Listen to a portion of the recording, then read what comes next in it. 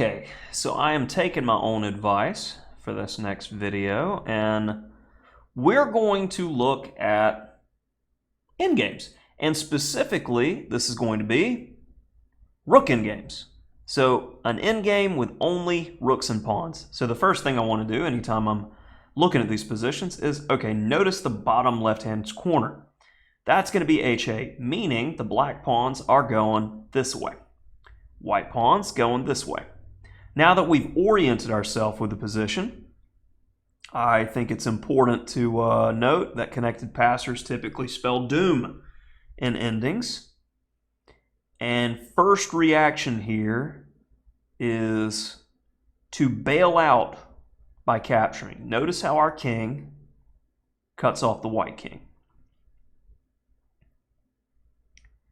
So I want to take again. Comes with check, giving us time to protect our investment.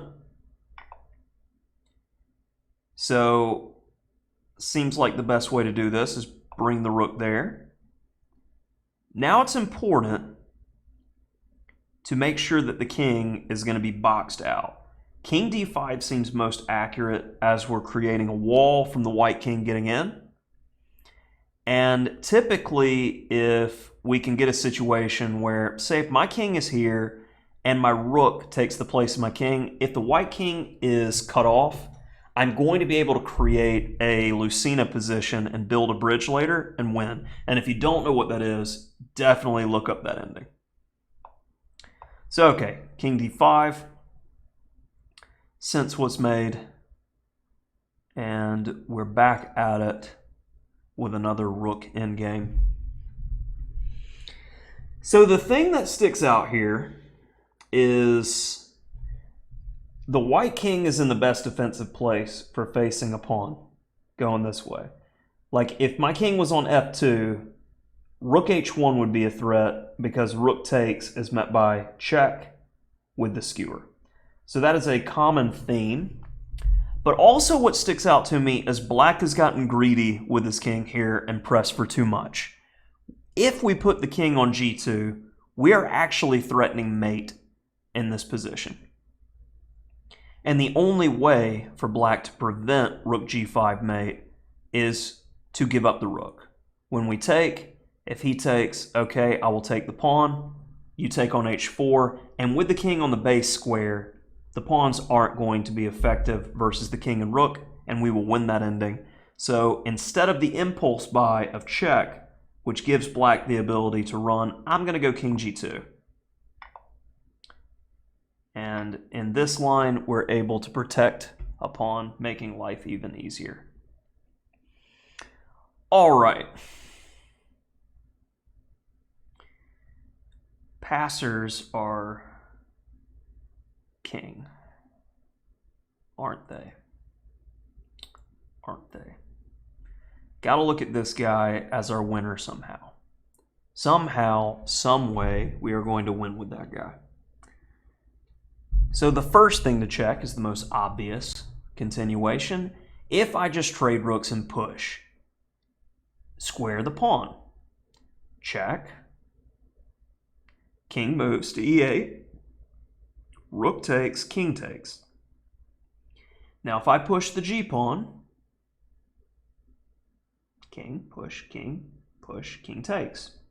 Now how I know that the king is going to be able to catch it is the square of the pawn. You draw a diagonal, bishop's diagonal, and make a box. If the king is in that box, he can catch the pawn before it queens. You don't need to calculate anything. So, can we get further by pushing the pawn immediately? So g6 check, king g7, rook h7, king takes pawn, we win the rook. That line works. g6 check, king f6, rook h7, rook takes, pawn takes, king g7, he catches our pawn. So we look for other continuations here. I kind of want to try g6 again though, because I feel like I'm missing something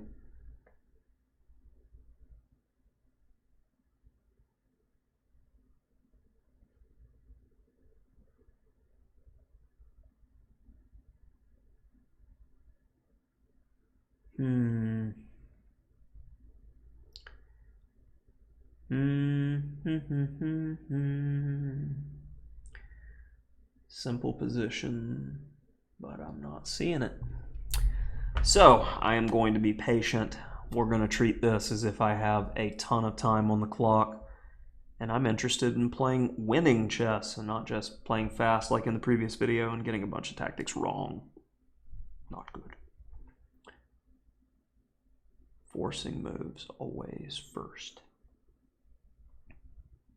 Hopefully you already see the answer or you paused your video.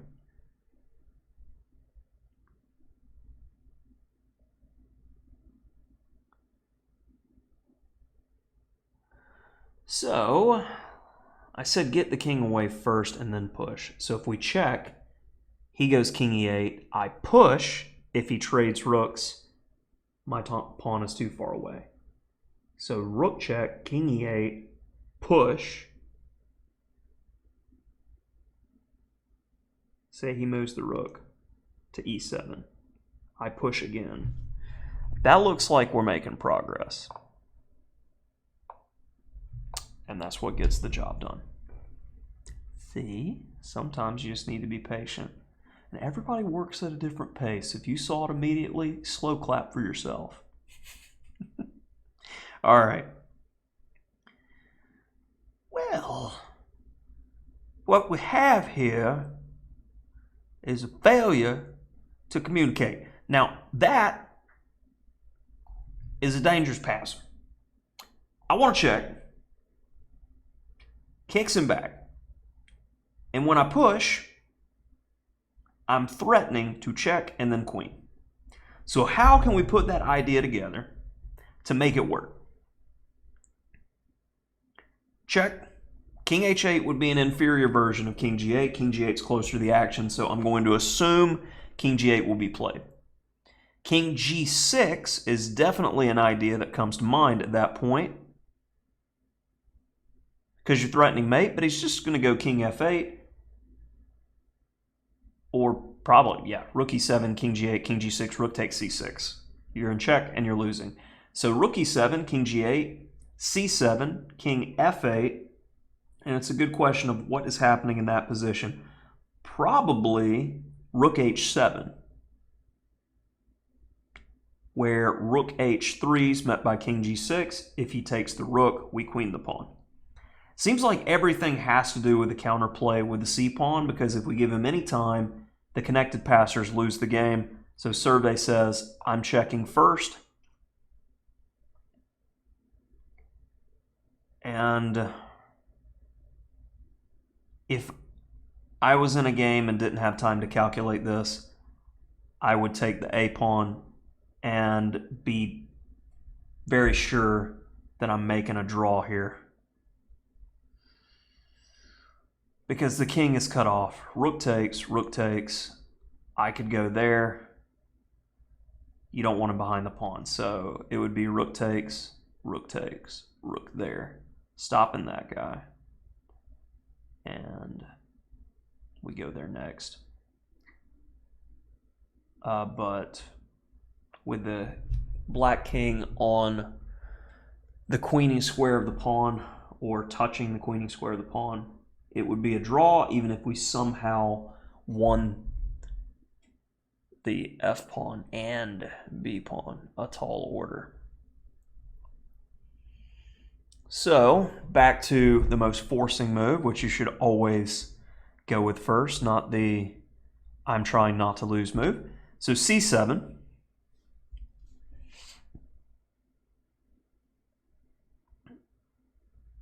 And if rook takes a5, rook push, rook takes push, rook gets behind the pawns are too separated and will fall.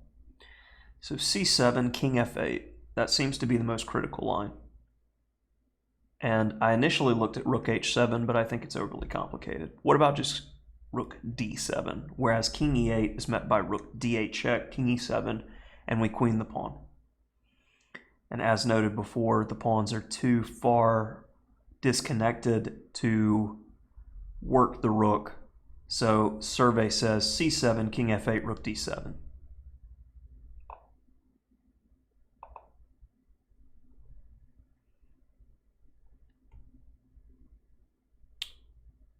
we must. We queen the pawn, and we have time to get behind the b pawn passer as his rook sacks. We take that pawn, we take the a pawn, we win the game. Okay. You said this is a rook endgame. This looks like a king and pawn endgame. You lied, Lichess. Rook takes, king takes, f5, gf5, gf5, king e5, g4, king f4, king h5, say king g3, king takes h6, king takes g4, king g6, king f4, king takes f6. Looks like f5 is going to force a path for the white king to collect pawns. So I'm going to go with the path. You didn't want to keep playing that? I was having fun there. I thought we wanted to keep going all the way to the end. Chess.com would have done it. All right.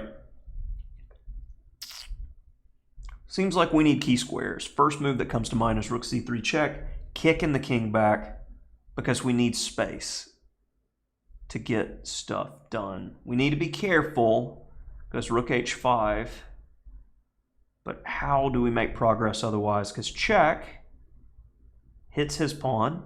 He needs to go king f2.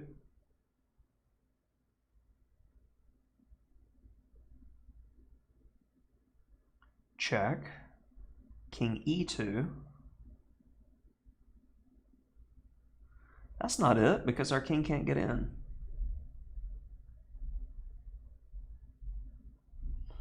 How now?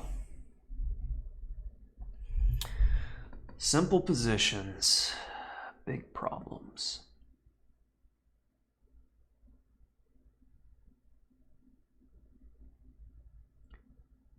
Rook c3, king f2, rook f3, king g2, e3, rook h5, king e4, rook h4, king d5, rook h5, king. The e-pawn's hard to stop. I like that line. We're going to go with that line. And not check first, but rook check first. King there, we take the pawn. If king there, we push. Well, we've got threats. And that looks good. Two connected passers win games. Survey says take there and then get back behind this guy.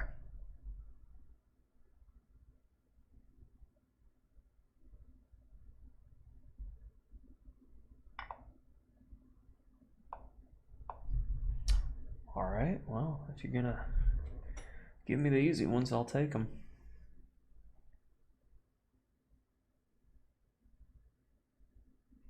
Push, rook check, king there, covering the queenie square.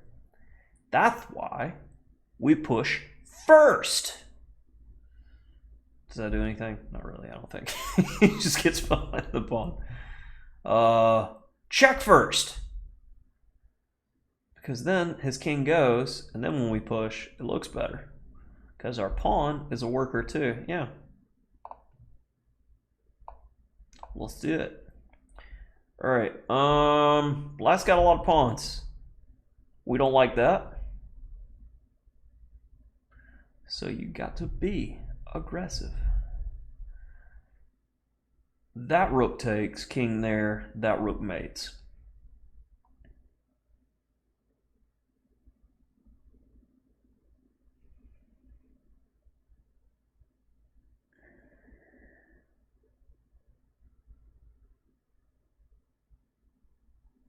I worry if we take this way, we could run out of checks.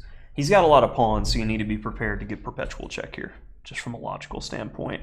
So I'm going to go with this one. Okay, we understood king g5 was bad, so that one makes a lot of sense.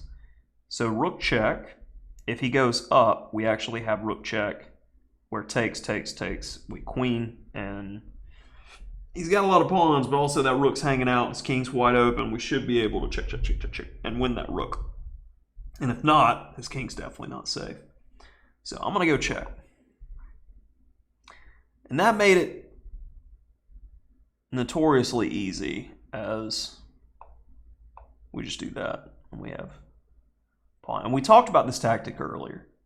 When the king is not on g7 or h7, we have the ability to play the rook there. Because if rook takes, we have rook check. We take the pawn.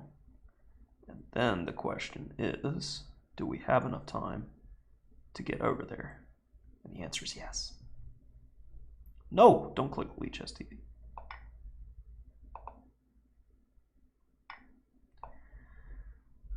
Survey says, one more for the good guys.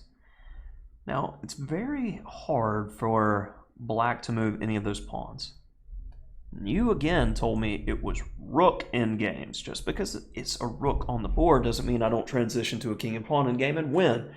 Rook takes, king d4. If king d6, h4, his king moves, I go to c5. I don't know what's happening here. Rook takes, king takes. If he pushes, I go to c5. He goes to d7. I go to b6. He goes to c8. I go to a7. He goes to c7. I don't know. Something's almost there. I am missing the idea. What if we do the old switcheroo here?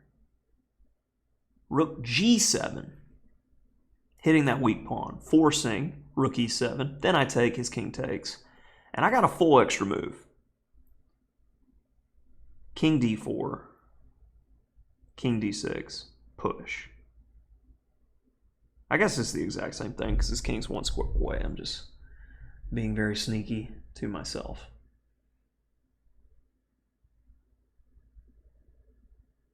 Doesn't make a difference. No. Rook. Rook takes, king d4, king d6, h4, king d7, king c5, king c7. I don't see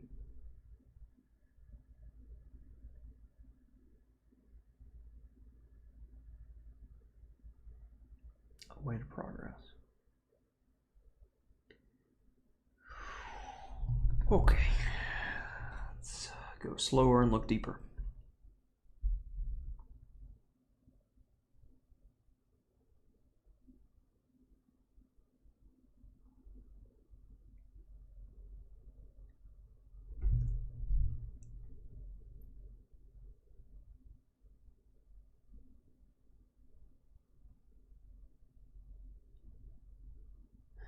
What if we try to go the other way? Because it seems like if I try to go this route, black is just in time to be able to hold and can dance back and forth.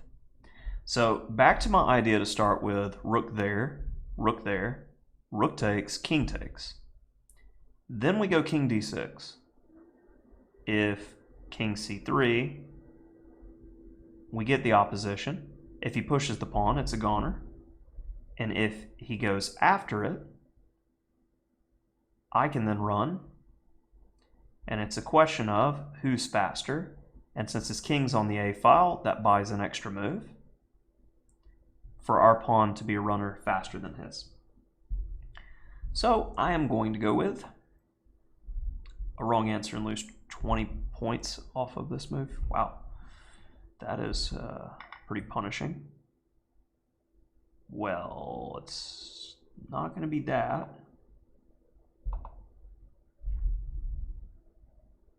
What? What? Yeah, when you give me a full extra pawn, what happened to like king moves that made sense? Well, that was stupid.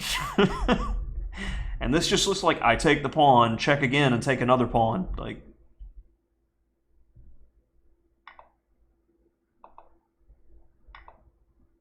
and then I cut you off and win.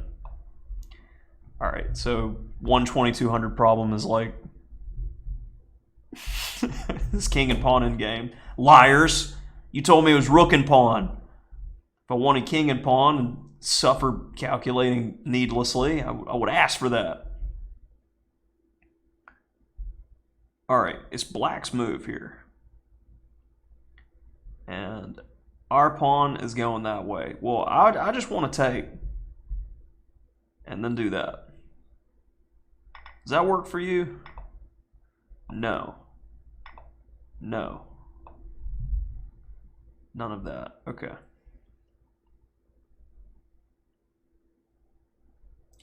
Danger. Danger. Danger, danger. Okay. Huh? Huh? Huh?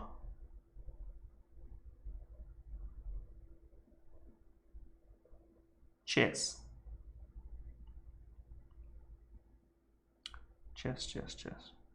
Rook there. If check, I block. If he comes back, I take on... Yeah, take there anyway. So I'm going to get behind him.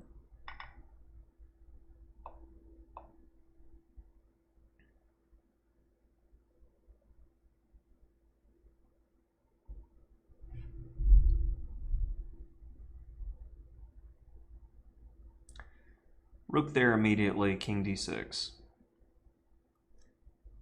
King d5 immediately, he pushes a pawn. Rook there, king d8, king d6. Yeah, I want my king in better position. The king can't stop two. If we had two pawns here, maybe.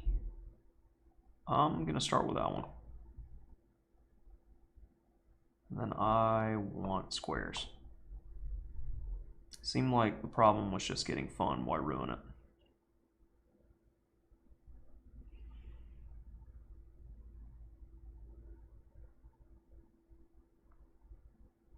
Push, push, check, queen, push, takes. That's problematic, isn't it, rook? Okay, yeah, d3, rook d6, d2, and we're threatening taking the other one.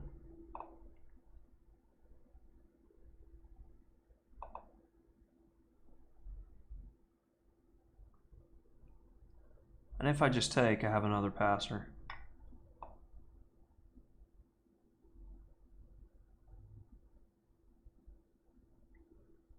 He's giving himself a lift. 3 guys is a lot of guys, all right? 3 guys is definitely a lot of guys. So where are we to go here? I feel like we need to take that guy first. Because this doesn't work. Take. Take. What am I missing? Legitimately, what am I missing here? I legitimately have no idea. Oh. Stupid. Just put the rook there after defending it. Genius. Alright. We'll try to get 2,300 even though apparently I'm terrible at all tactics, not just normal ones. I want to queen. You want a queen? I want a queen. So if I move my king out of the way to make a queen, how do you feel about this? You check me, I block, and then I'm going to take your pawn. Okay. So I understand your point of wanting to mate me if I make a queen. So first reaction is I check your king. So I'm going to check your king and say go away. All right. So I haven't completely lost my mind yet.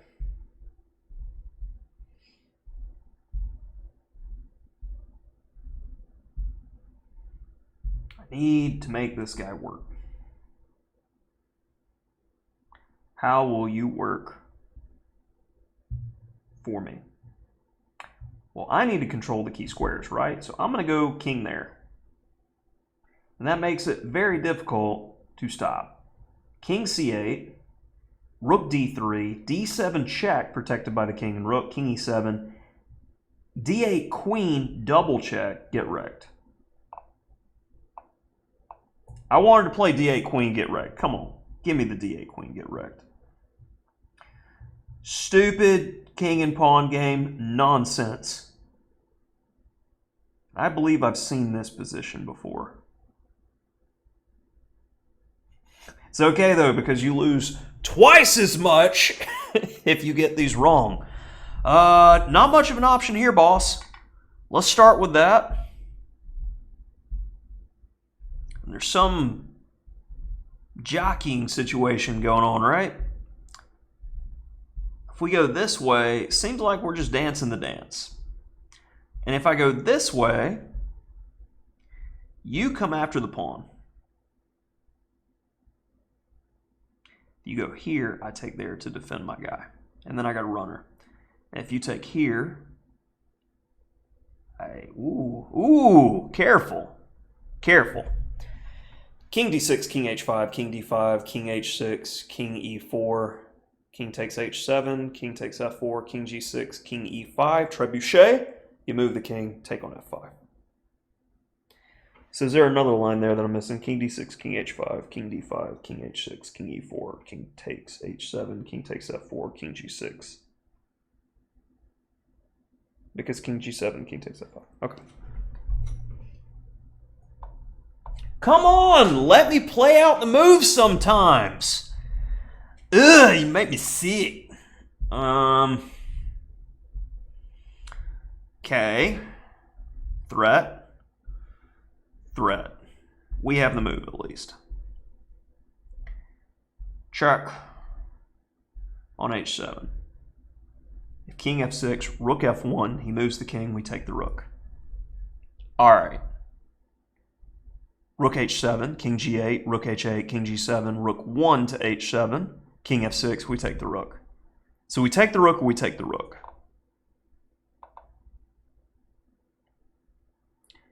Okay, I said king f6 at some point. But you're doing that.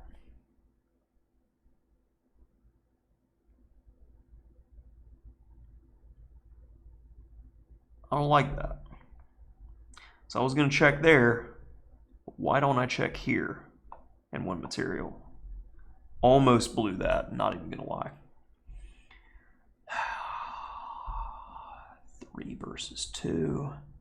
That means a passer for you. Make him worry about that as we fox in the chicken coop. Rook takes, king takes. King, king, king, king, king, king, king, king, king, king, king, king, king, king. Lots of king.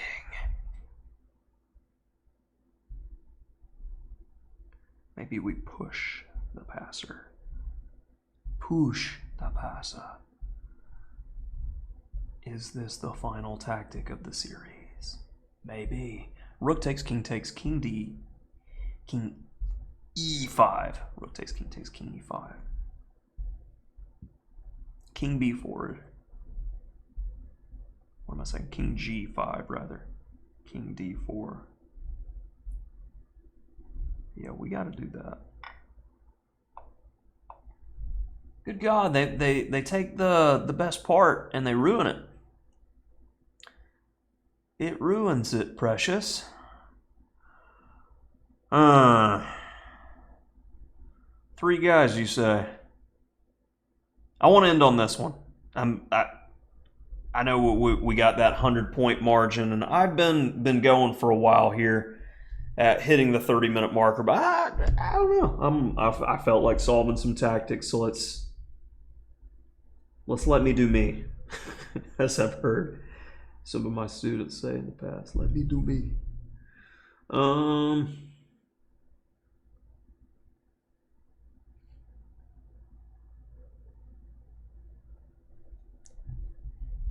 Okay. First reaction is e7 check. If king g8, we queen and win. So e7 check forces king e8. And then I go g7, which forces king f7, I queen either pawn.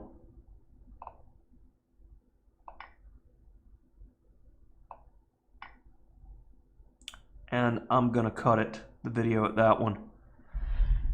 As we got to 2300 doing rook and pawn tactics, I think it's one of the best tactics to do, in-game tactics, as, you know, in-games are important. And you need calculation training. Trains a lot of basic ideas. It helps. Office reference. Gotta throw it in there sometimes. All right. Thanks for watching. If you enjoyed some of these tactics, maybe you learned something. If you're not already subscribed, please subscribe. It's completely free. And you know what? Smash that like button because it helps with the algorithm, gets us recommended to more people. Maybe we can help others. Thanks.